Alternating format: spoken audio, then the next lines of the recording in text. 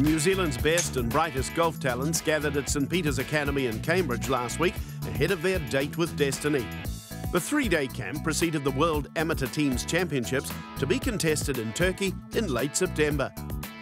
And casting an eye over the Espirito Santo and Eisenhower Trophy trios was a man who's been there and done that, precisely 20 years ago. Phil Tataurangi was a member of the Kiwi team that claimed the Eisenhower Trophy in Canada, putting amateur golf in the New Zealand sporting spotlight. The euphoria after we won was quite special, and I think the impact that it's had upon the game in New Zealand, or certainly did at that time, and what it meant so much to a lot of people within New Zealand golf circles and people that had contributed to helping us succeed was the things that I remember the most. It's fitting then that 20 years later, another amateur golfing sensation has made headlines in New Zealand and could replicate the Eisenhower team by claiming a Hellberg Award. Lydia Ko will be joined at the Gloria Golf Club in the southwest coast of Turkey by her Espirito Santo teammates Munchin and Emily Perry. I've been working towards this after I missed out 2 years ago, so it's really exciting. I've recently changed coach to Steve Jessup, and we've just been working more on not being so technical and just playing the game of golf. I think that'll benefit me in Turkey. It means a lot. It's like my first international tournament, and it happens to be the World, so I'm really happy. Yeah, I'm pretty excited and stoked about getting over there. The 19-year-old Key burst into reckoning by winning the New Zealand Amateur in May. She, along with Perry, will be thrust into the international golfing spotlight placed on the Lydia Ko-led New Zealand team. Oh yeah, she's amazing. She's making history, and yeah, she was good to the team.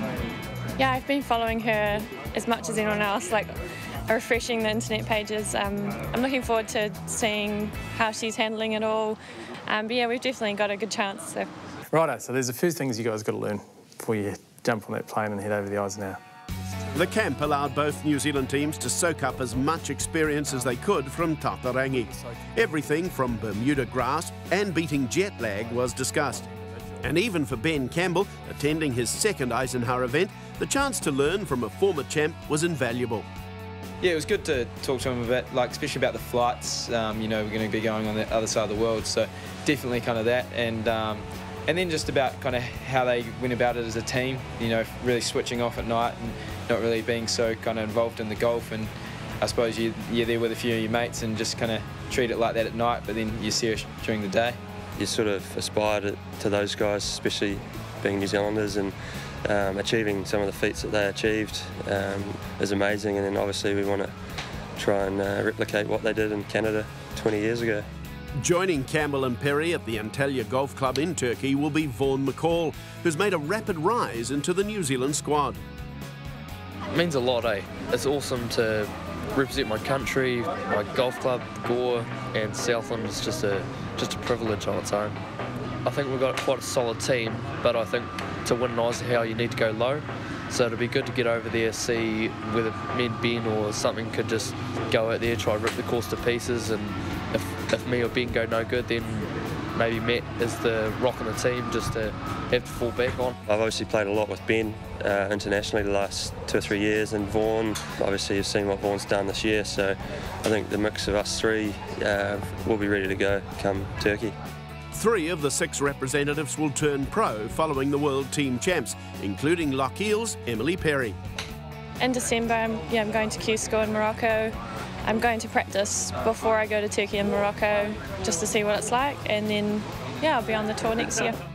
Yeah, trying to get on the European tour is kind of the main goal. So I've got European qualifying school, and then also my first event on the 18th of October is a European co-sanction. So that's kind of the big plan in the close future, and we'll see how it goes, yeah.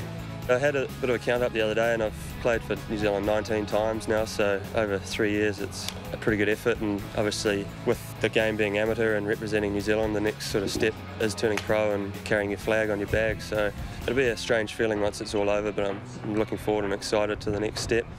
The man who knows that a successful Eisenhower or Espirito can lead to a prosperous life on the professional tour is Tataurangi.